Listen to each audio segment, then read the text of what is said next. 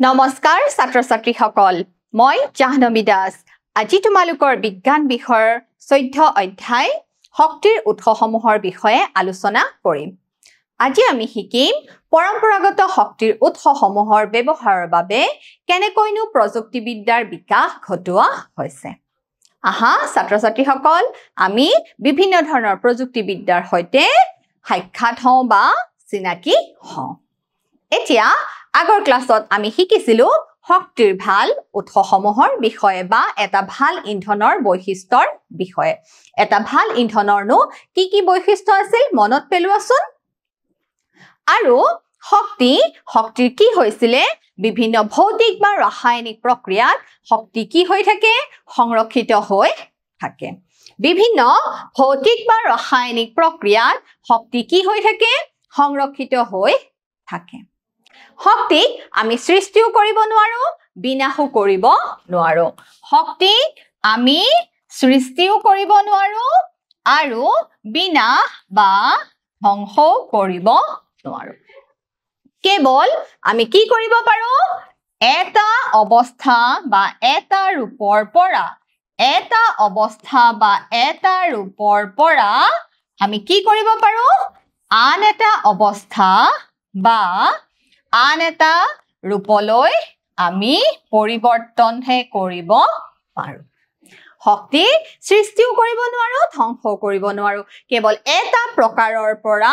আন এটা প্ৰকাৰলৈ আমি কি কৰিব পাৰো ৰূপান্তৰহে কৰিব পাৰো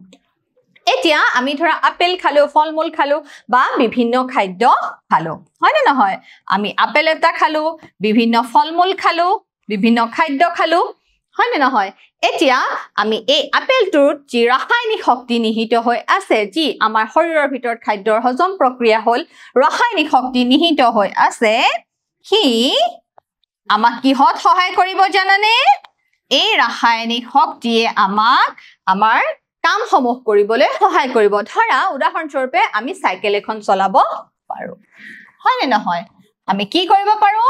চাইকেল এখন চলাব পাৰো গতিকে এই ৰাসায়নিক শক্তি কি শক্তিলৈ ৰূপান্তৰ হল যান্ত্ৰিক শক্তিলৈ ৰূপান্তৰ হল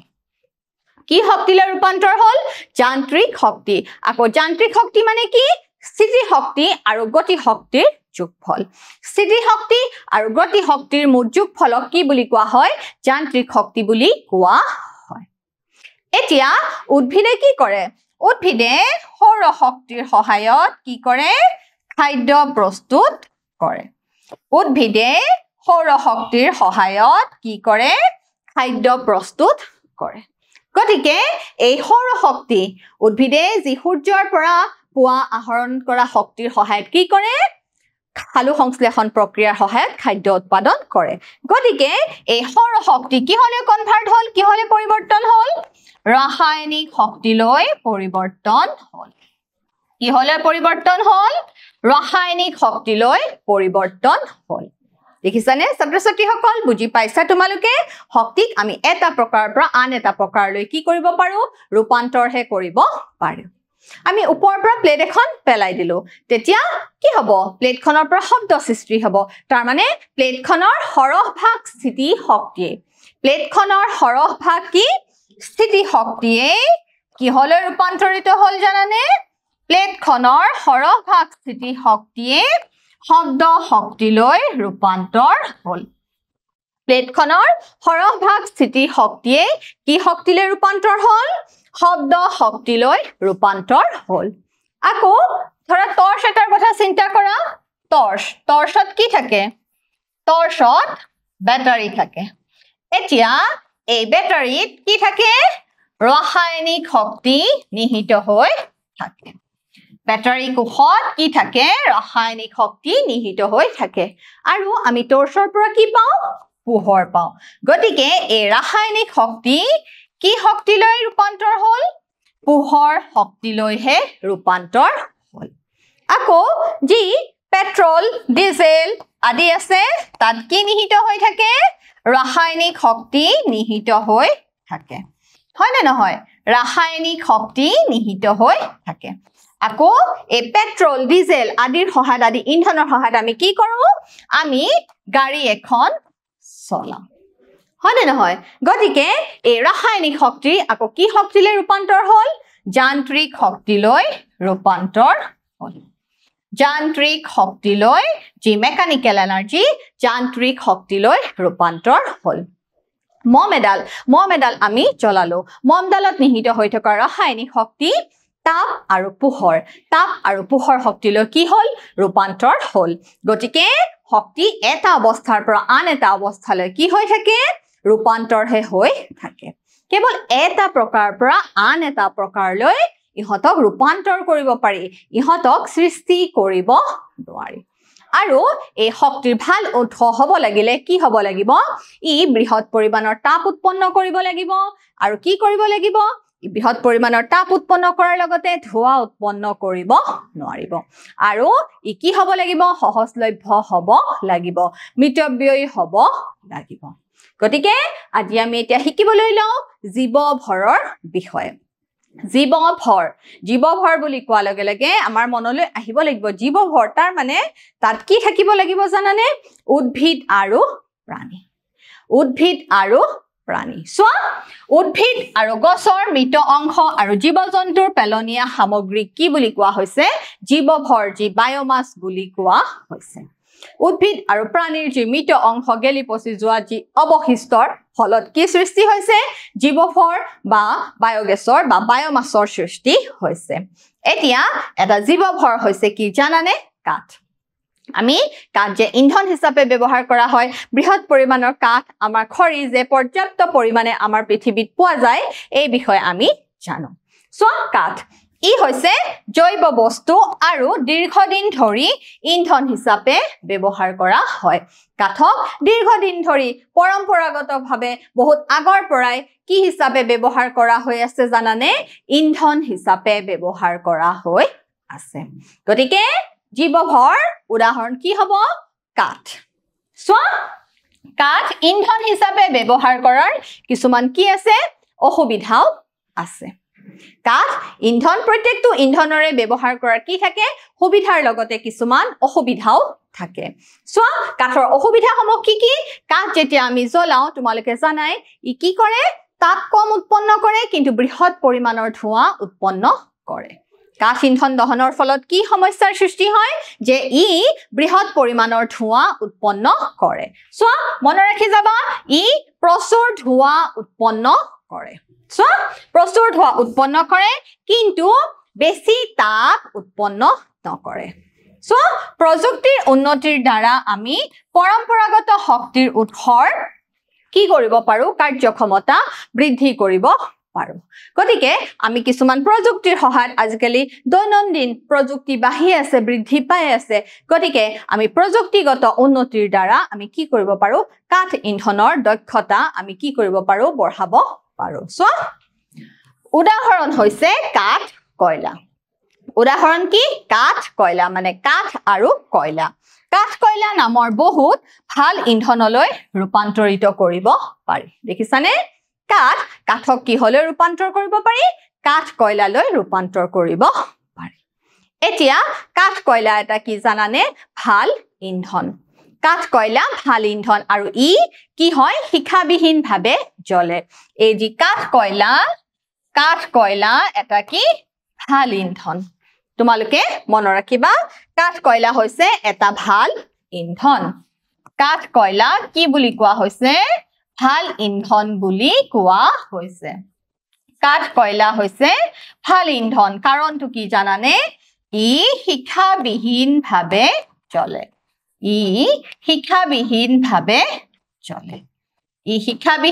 জ্বলে আৰু কি জানানে তুলনামূলকভাৱে কম ধোঁৱা উৎপন্ন কৰে ই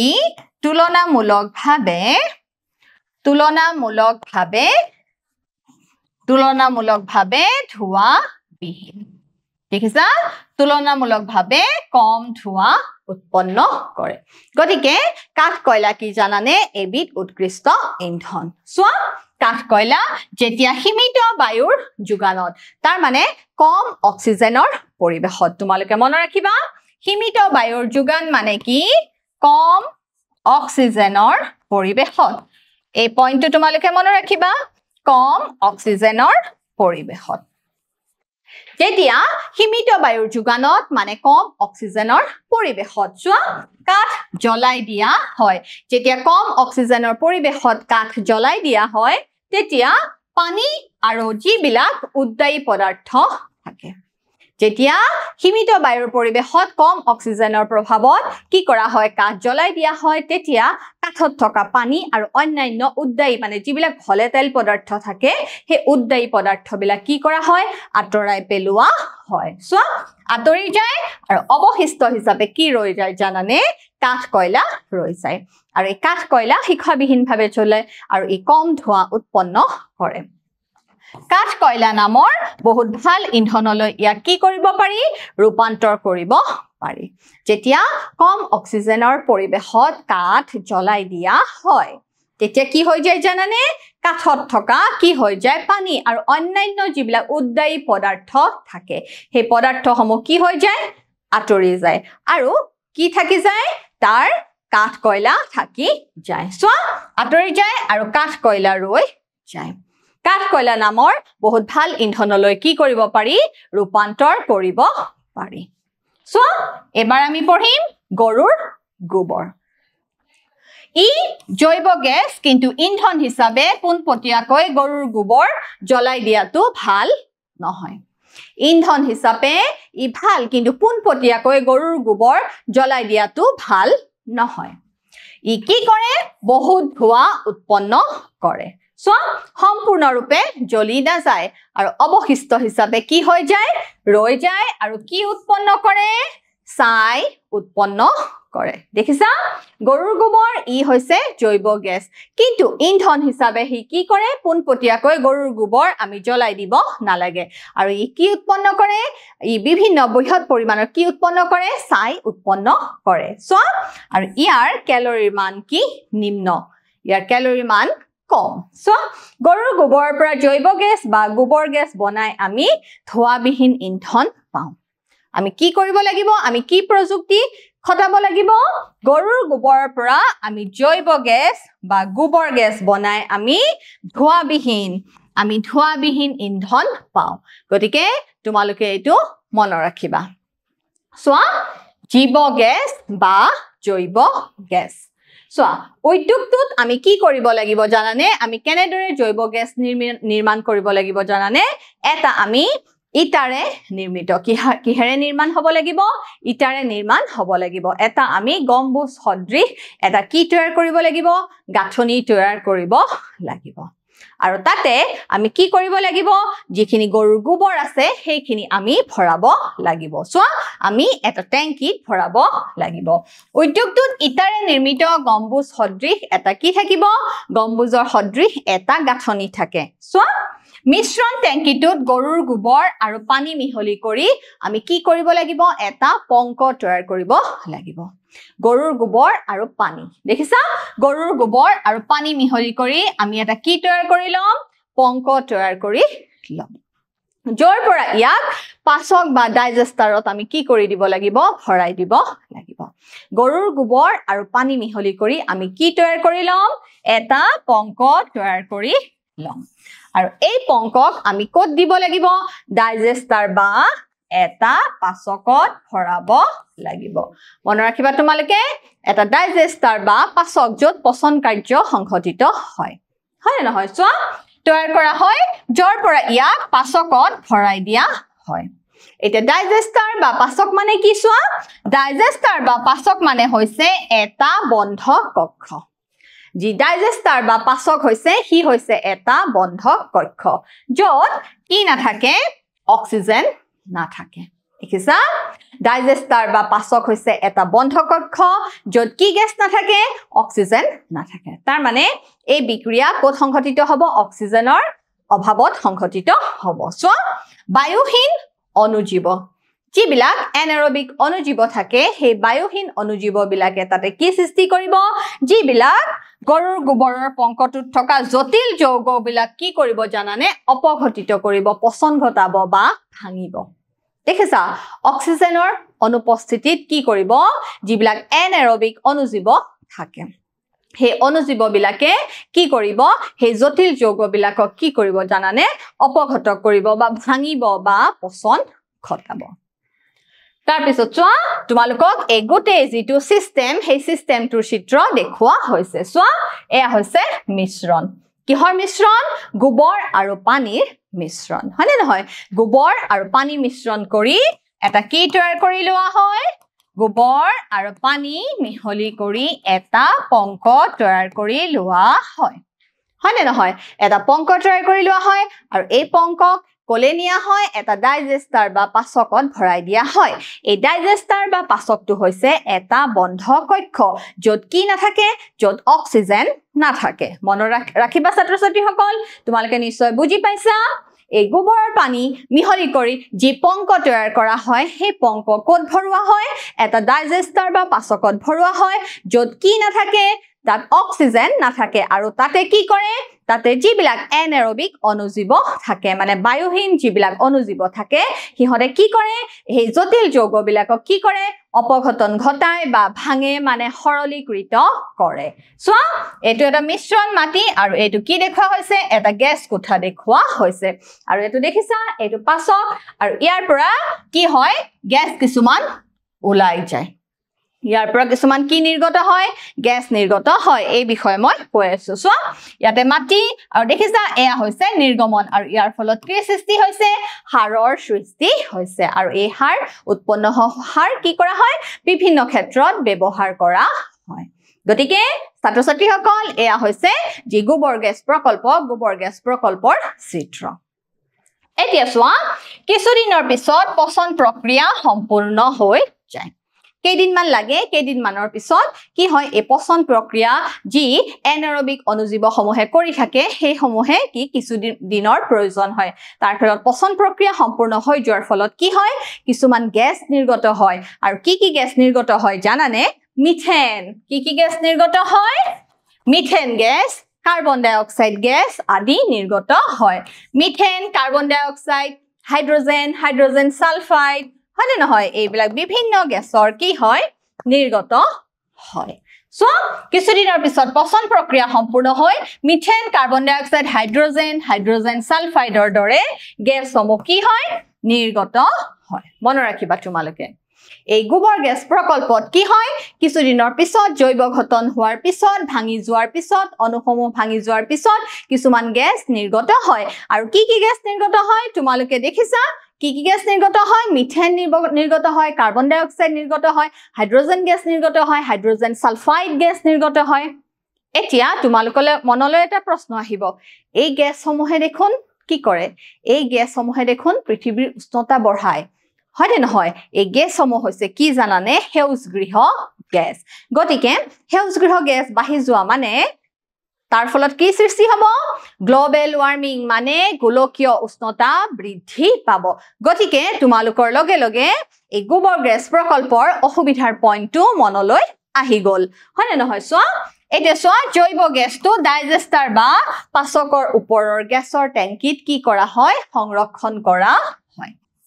দেখিছা যি ডাইজেষ্টাৰ বা পাচক আছিলে তাৰ ওপৰৰ টেংকিটোত কি কৰা হয় নিৰ্গমন নলীয়েদি এই যি গেছসমূহ উৎপন্ন হয় সেই গেছসমূহ কি কৰা হয় ষ্টৰ কৰা হয় বা সংৰক্ষণ কৰা হয় যাৰ পৰা ইয়াক পাইপৰ জৰিয়তে কি কৰিব পাৰি ব্যৱহাৰৰ বাবে উলিয়াব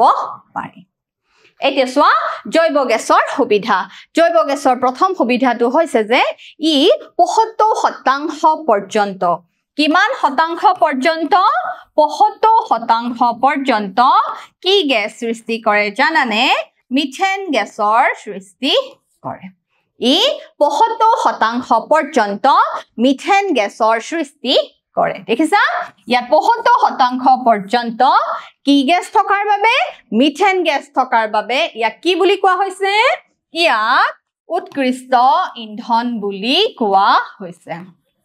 ইয়াক উৎকৃষ্ট ইন্ধন বুলি কোৱা হৈছে এতিয়া তোমালোকৰ ইয়াতে প্ৰশ্ন হ'ব পাৰে হয়নে নহয় কি গেছ নিৰ্গত হয় বেছিকে মিথেন গেছ নিৰ্গত হয় বা কি কাৰণে ইয়াক উৎকৃষ্ট ইন্ধন বুলি কোৱা হৈছে গোবৰ গেছ প্ৰকল্পক কি কাৰণে মিথেন গেছ কিমান শতাংশ নিৰ্গত হয় ৭৫% নিৰ্গত হয় আৰু ই কি হয় জানানে ধোঁৱা নোহোৱাকৈ জ্বলি থাকে বা ই তুলনামূলকভাৱে কম ধোঁৱা উৎপন্ন কৰে কাঠ কয়লা জ্বলোৱাত ছাইৰ দৰে কি হয় কোনো অৱশিষ্ট নাথাকে কাঠ কয়লা জ্বলোৱাৰ সময়ত কোনো ছাইৰ দৰে কি উৎপন্ন নহয় অৱশিষ্ট উৎপন্ন নহয় গৰম কৰাৰ ক্ষমতা অধিক দেখিছা গৰম কৰাৰ ক্ষমতা ইয়াৰ অধিক বা তাপ উৎপাদন ক্ষমতা যেটো হিটিং ক্যাপাসিটি তাপ উৎপাদন ক্ষমতা ইয়াৰ কি হয় অধিক হয় তাপ উৎপাদন ক্ষমতা কি হয় অধিক হয় যেটো হিটিং ক্যাপাসিটি তাপ উৎপাদন ক্ষমতা অধিক হয় আৰু ইয়াক কি কৰা হয় পোহৰৰ বাবেও ব্যৱহাৰ কৰা হয় দেখিছা ইয়াক বিভিন্ন লাইট জ্বলাবৰ কাৰণেও কি কৰা হয় ব্যৱহাৰ কৰিব পাৰি গতিকে এইখিনি হৈছে জৈৱ গেছৰ সুবিধা কিহৰ সুবিধা জৈৱ গেছৰ সুবিধা তোমালোকে মন ৰাখিবা এতিয়া চোৱা এৰি থৈ যোৱা গোবৰ যিখিনি পংকত গোবৰ গেছ থাকি যায় এৰি থৈ যোৱা গোবৰৰ পংকখিনিত কি থাকে জানানে নাইট্ৰজেন আৰু ফসফৰাছ সমৃদ্ধ উৎকৃষ্ট গোবৰ হিচাপে ব্যৱহাৰ কৰা হয় গোবৰৰ পংকটো যিখিনি গোবৰ থাকি যায় সেইখিনিত কি থাকে জানানে নাইট্ৰজেন আৰু ফসফৰাছ থাকে গতিকে সেইখিনিকো আকৌ কি হিচাপে ব্যৱহাৰ কৰিব পাৰি গোবৰ হিচাপে ব্যৱহাৰ কৰিব পাৰি আৰু আৱৰ্জনা নিষ্কাশনৰ নিৰাপদ আৰু ই হৈছে এটা কাৰ্যক্ষম পদ্ধতি আৱৰ্জনা নিষ্কাশনৰ ই নিৰাপদ আৰু এটা কি পদ্ধতি কাৰ্যদক্ষতাপূৰ্ণ পদ্ধতি সোৱা এবাৰ আমি চাম জৈৱ গেছৰ অসুবিধাসমূহনো কি কি আগতে আমি পঢ়িলো জৈৱ গেছৰ সুবিধাসমূহ কি সুবিধাসমূহ আছিল যে ৭৫% পৰ্যন্ত কি গেছ উৎপন্ন হয় মিথেন গেছ উৎপন্ন হয় আৰু কি কৰে ই কমকৈ ধোঁৱা উৎপন্ন কৰে হয়নে আৰু এই কাঠ কয়লাৰ কি আছিল তাৰ হিটিং ক্যাপাসিটি যি তাপ উৎপাদন ক্ষমতা অধিক আছিল আৰু কোনো ছাইৰ দৰে অৱশিষ্ট নাথাকে আৰু তাৰ সহায়ত কি কৰা হয় লাইটও জ্বলাব পাৰি লাইট জ্বলাবলৈও ব্যৱহাৰ কৰা হয় এতিয়া আমি শিকিম অসুবিধাসমূহ কি কি সোৱা ইয়াৰ প্ৰযুক্তিগত উন্নতি কম দেখিছানে ইয়াৰ প্ৰযুক্তিগত যিমান ডেভেলপমেন্ট হ'ব লাগে তাৰ প্ৰযুক্তিগত উন্নতি কম আৰু জৈৱ গেছ শক্তি কেন্দ্ৰৰ পৰা নিৰ্গত হোৱা দুৰ্গন্ধ কি হয় জানানে জৈৱ গেছ উৎপন্নৰ ফলত বহুতো দুৰ্গন্ধৰ সৃষ্টি হয় সোৱা আৰু ইয়াত কি থাকে জানানে অশুদ্ধি থাকে আৰু মিথেনৰ দৰে সেউজগৃহ গেছৰ কি হয় উৎপন্ন হয় দেখিছা মিথেন সেউজগৃহ গেছ উৎপাদন হয় গতিকে এইখিনি হৈছে জৈৱ গেছৰ অসুবিধা এবাৰ আমি চাম বায়ু শক্তি দেখিছানে তোমালোকৰ আগত এটা বায়ুকলৰ চিত্ৰ দেখুৱা হৈছে দেখিছা এটো এটা বায়ুকল কেনেকুৱা তিনিখন বৈদ্যুতিক পাংখাৰ নিচিনা ফেনৰ নিচিনা চিত্ৰ দেখুৱা হৈছে যেটো কি বুলি কোৱা হয় আমি উইণ্ডমিল বুলিও কওঁ হয়নে নহয় বায়ুকল বা পতাহ কল এটো তোমালোকৰ আগত বায়ুকলৰ চিত্ৰ দেখুৱা হৈছে সোৱা বায়ুকল কেনেদৰে গঠন কৰা হয় বায়ুকল সূৰ্যৰ বিকিৰণৰ পৰা সোৱা সৌৰ বিকিৰণৰ দ্বাৰা ভূখণ্ড আৰু জলভাগৰ অসমান উত্তাপে এই পইণ্টটো মনত ৰাখিবা সৌৰ বিকিৰণৰ দ্বাৰা ভূখণ্ড আৰু জলভাগৰ যি অসমান উত্তাপে বায়ুৰ গতিৰ সৃষ্টি কৰে আৰু আমি জানো এই বায়ু চলাচল কৰিলে কি সৃষ্টি হয় বতাহৰ সৃষ্টি হয় বা বায়ু চলাচল কৰাকে আমি সৰুতেই পঢ়িছো বায়ু চলাচল কৰাকে কি বুলি কোৱা হয় বতাহ বুলি কোৱা হয় আৰু এই বতাহ ব্যৱহাৰ কৰিও দেখিছা ইয়া ঘূৰাইও আমি কি কৰিব পাৰো বিদ্যুৎ উৎপাদন কৰিব পাৰো সোৱা বতাহৰ জন্ম দিয়ে দেখিছা এই অসমান উত্তাপে কি কৰে বায়ুৰ চলাচল সৃষ্টি কৰে বায়ুৰ চলাচলৰ ফলত কিহৰ সৃষ্টি হয় বতাহৰ সৃষ্টি হয় সোৱা বতাহৰ এই গতি শক্তিৰ সহায়ত কি কৰিব পাৰি জানানে কাৰ্য কৰিব পাৰি বতাহৰ এই যি ঘূৰ্ণন গতি শক্তি এই ঘূৰ্ণন গতি শক্তিৰ সহায়ত কি সৃষ্টি কৰিব পাৰি আমি বিভিন্ন কাৰ্য কৰিব পাৰো আগতে কি কৰিছিল জানানে কুৱাৰ পৰা পানী তুলিবলৈ আটাৰ মিল বিলাক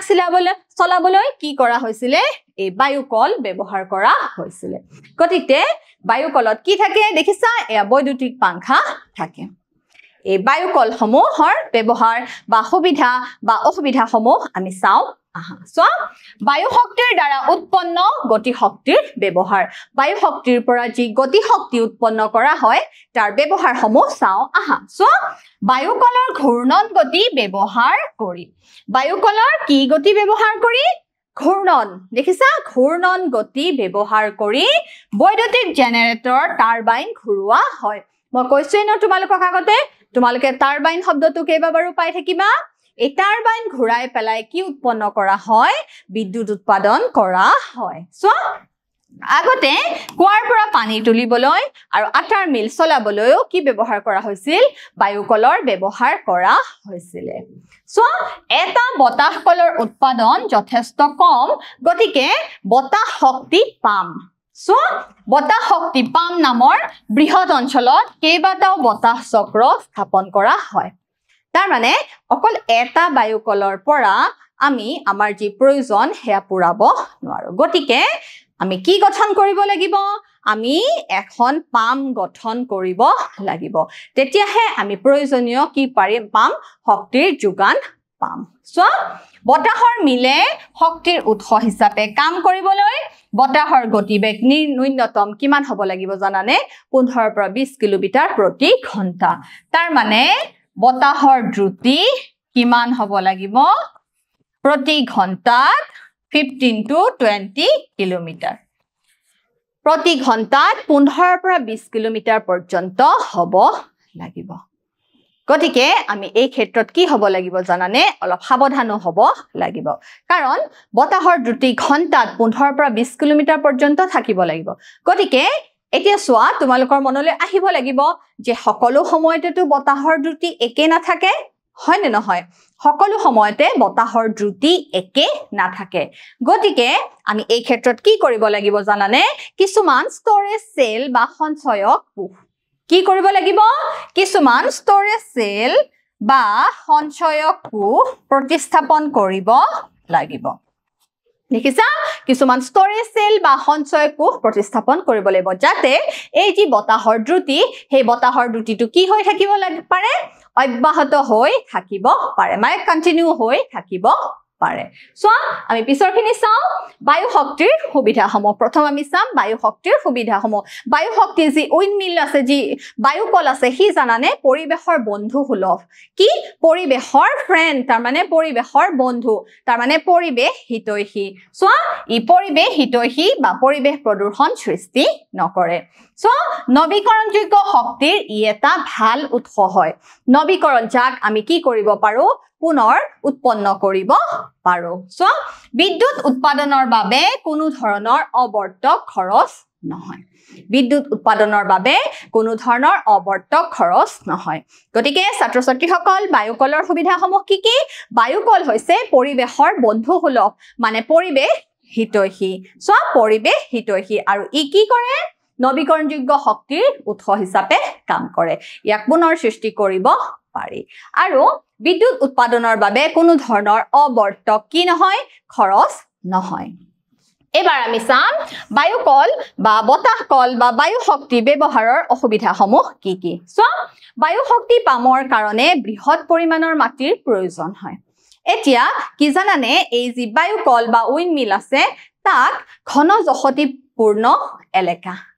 বা বেছি পপুলেশন থকা ঠাই বেছি ঘৰ বাৰী থকা ঠাইত কি কৰিব নোৱাৰি জানানে স্থাপন কৰিব নোৱাৰি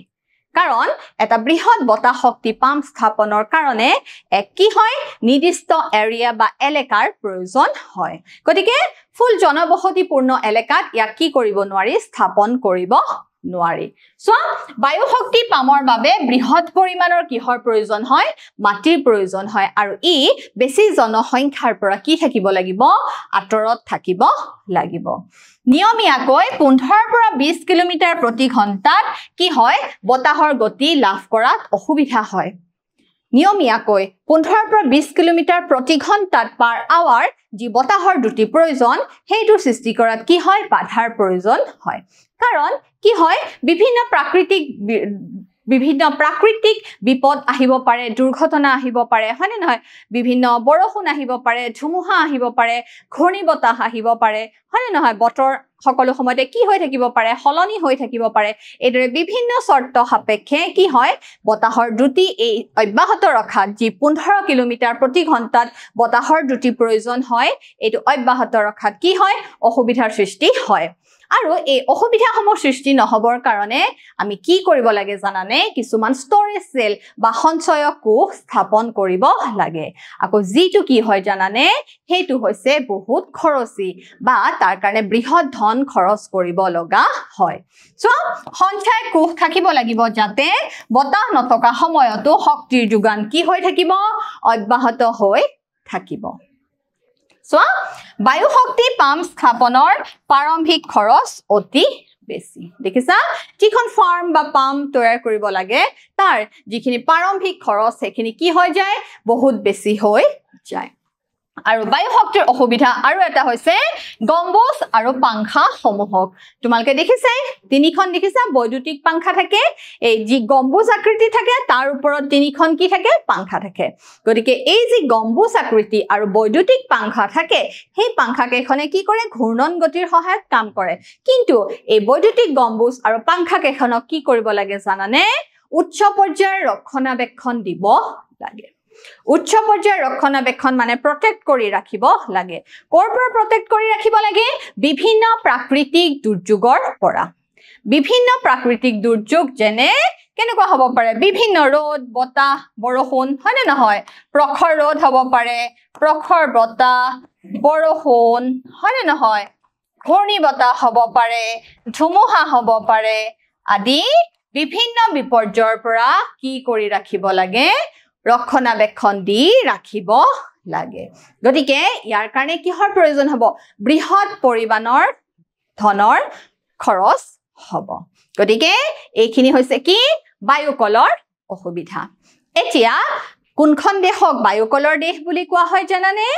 বতাহৰ দেশ বুলি কোৱা হয় ডেনমাৰ্ক বতাহৰ দেশ বুলি কাক কোৱা হয় জানানে ডেনমাৰ্কক কোৱা হয় তোমালোকে মনত ৰাখিবা ডেনমাৰ্কক বতাহৰ দেশ বুলি কোৱা হয়